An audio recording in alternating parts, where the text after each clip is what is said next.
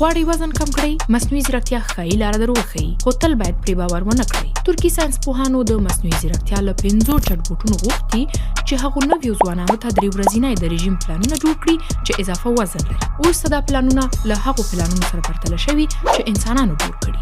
ښه نو پایله څه وه؟